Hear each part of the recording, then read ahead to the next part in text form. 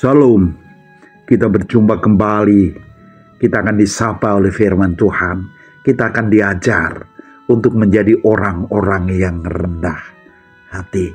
Firman Tuhan saat ini bertemakan kerendahan hati.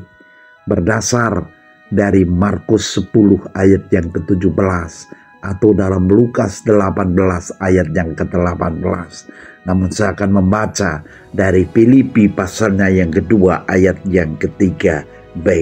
Sebaliknya, hendaklah dengan rendah hati yang seorang menganggap yang lain lebih utama daripada dirinya sendiri. Tuhan memberkati. Kita akan berdoa, saudara. Ajar kami Tuhan untuk menjadi pemberita, untuk menjadi pendengar, untuk menjadi pelaku firman yang baik. Berfirman Tuhan, kami siap mendengarkan. Saudara-saudara kekasih Tuhan, dalam Injil Markus maupun Lukas dikisahkan di sana ada seorang pemuda yang memiliki rendah hati.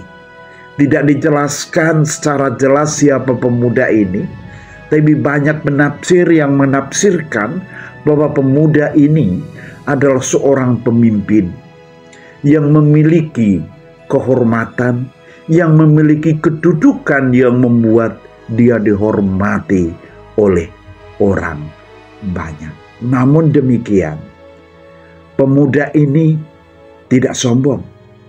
Dia tidak semena-mena. Dia rendah hati.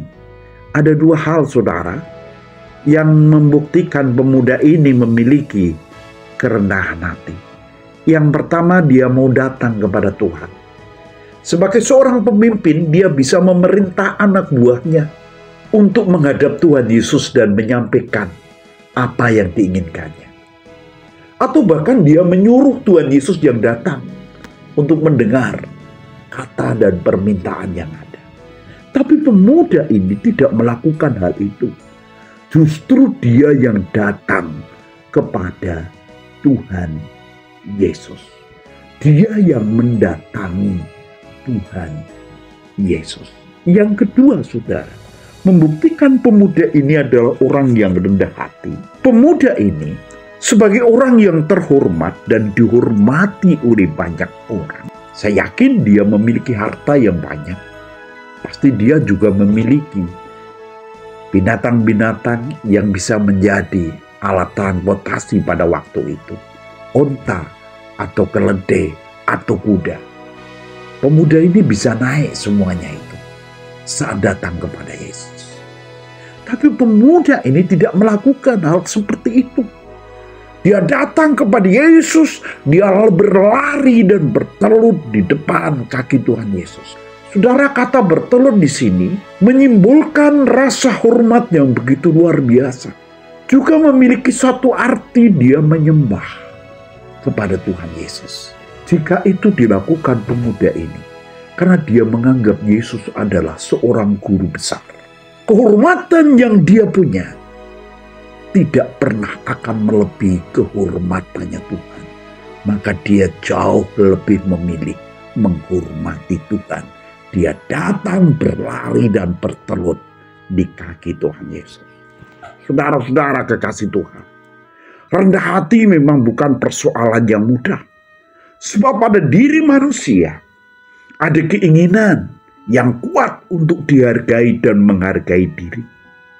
Demikian juga karena sifat manjanya manusia yang ingin menang sendiri, yang tidak akan pernah menerima saat dirinya dicerca, dihina, dicaci, nggak dihormati, direndahkan. Itulah yang membuat orang sangat sulit untuk merendahkan diri. Mungkin malah karena dia berwajah tampan, cantik, orang yang pandai, orang yang punya titel, orang yang berharta banyak, orang yang memiliki jabatan tinggi. Dia sangat sulit untuk merendahkan diri. Atau bahkan karena pemikiran yang salah, yang menganggap orang yang merendahkan diri adalah orang yang lemah, orang yang kalah, orang yang salah, orang yang tidak mempunyai harga diri sama sekali. Namun demikian, saudara, Tuhan menginginkan kita sebagai anak-anaknya memiliki kerendahan hati. Yesus katakan, barang siapa yang merendahkan diri, dia akan ditinggikan. Bahkan Tuhan Yesus yang Tuhan, yang guru, saat datang ke dunia tidak menuntut untuk dilayani, tapi dia memberikan dirinya untuk melayani demi harga diri dan keselamatan manusia. Mari belajar untuk menjadi orang yang rendah diri. Tuhan berkati. Amin. Kita berdoa. Tuhan, bagaimanapun sulitnya, aku ingin menjadi orang yang rendah hati. Karena aku ingin belas kasih-Mu selalu ada padaku. Tolonglah aku ya Tuhan. Dengarkan permohonanku. Dalam nama Tuhan Yesus. Amin.